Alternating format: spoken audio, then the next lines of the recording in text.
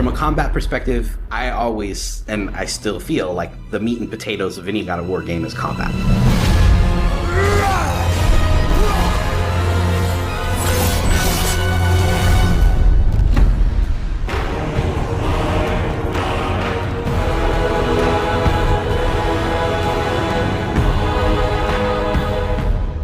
My name is Roberto Clemente. All my friends call me Bert.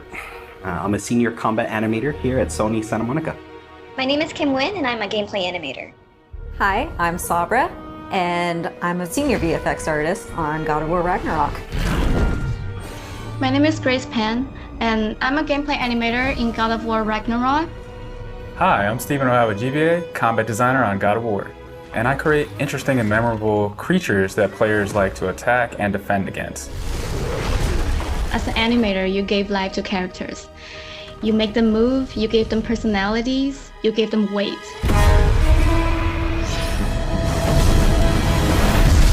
My role as a VFX artist is to put the power behind a move. You are in control of fire and earth and water and wind. Whether you are throwing your axe or on the receiving end of an enemy spell, VFX is what really gives the movement and the danger to every move that a character or enemy makes.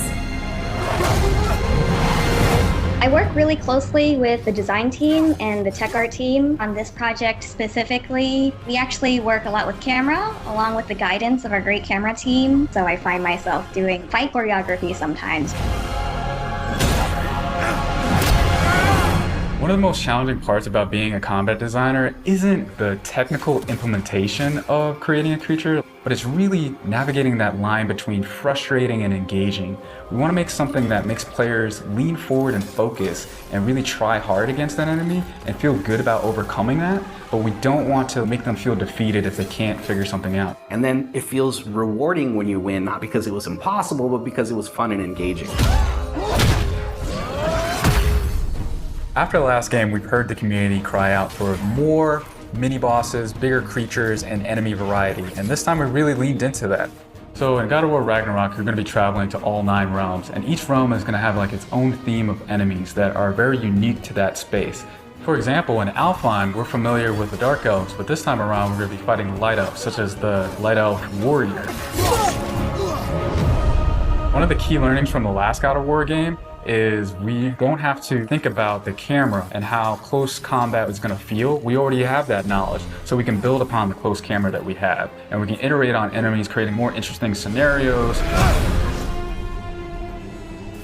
In the last game, Atreus was just starting to fight alongside Kratos, and he was learning from the master tactician. So in this game, he's trying to prove himself a little bit more, and we built upon those mechanics with him. The previous God of War, Atreus was still a kid, right? So he has a lot of dependency on his father. And for this game, you will see Atreus moving more independently on his own as a companion. In regards to VFX for Kratos, I think what the players really love is the powerfulness of it. When you are playing as Kratos, you really do feel like the God of War. And moving into Ragnarok, we want to really make something bigger, make it stronger, make it more of a spectacle. You want them to be like, oh my gosh, I didn't know that the Blades of Chaos could get even better, but look at that. So as Kratos gets more powerful, he's going to have access to newer combos and newer abilities that will increase the combat depth of each weapon. For the Blades, one of the moves that I've really enjoyed from previous God of Wars is the combat grapple, and we're going to be bringing that with a new twist. I'm very excited for players to try the blade grapple traversal moves. That brings so much more speed into the movement and the dynamic feel to it. One of the ways we've expanded Kratos combat this time around is we've given more utility and choice to the shield loadout. If you are a parry person, you could really go for a shield that gears towards parrying. If you're a big blocker, then you could choose a shield that will really match your playstyle. One new mechanic or element that I'm really excited about is these combo finishers. Building up the stun meter this time around is going to lead to different ways to basically decapitate the enemy. You're going to be able to choose, which weapon you want to have when you kill a guy. Another feature that we've added for Kratos is his new pre-fall attacks. You could jump off a ledge, and if there's an enemy below you, you could slam down on him.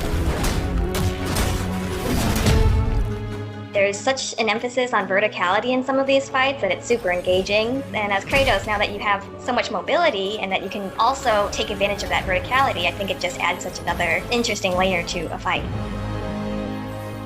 In God of War Ragnarok, we've enhanced the Kratos and Atreus duo. He's going to initiate a little bit more and be aggressive. He's going to fight alongside you and sometimes even surprise you with his combo abilities too. Some of the new expanded companion actions that you'll see Atreus do leverage the fact that he's older now, he's bigger now. And he's different from Kratos, so his magic has a different flavor. Not only that they fight side by side together, there are also a lot of mini games and player interaction moments. For example, like the puzzle systems and the set pieces. You definitely will see a lot more collaborations between father and son.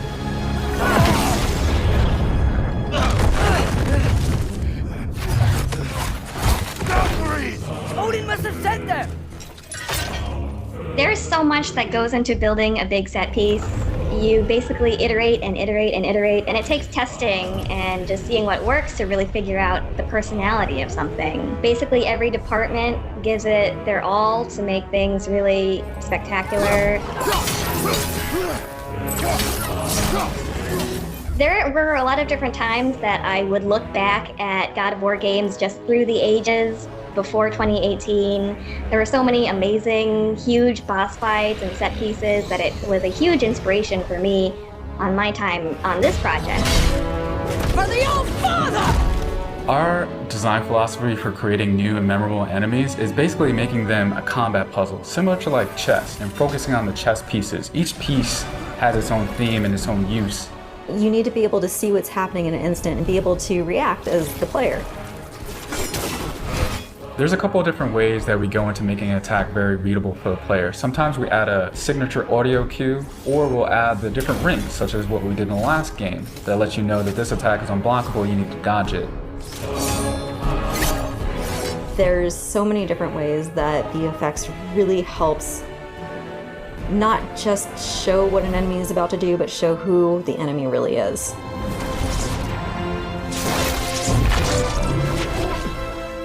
Everything you design has to be surrounding the essence of the character and a story.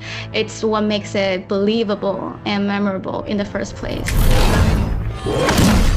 I think what I'm most excited about is for players to experience the diversity of enemies that this game has to offer.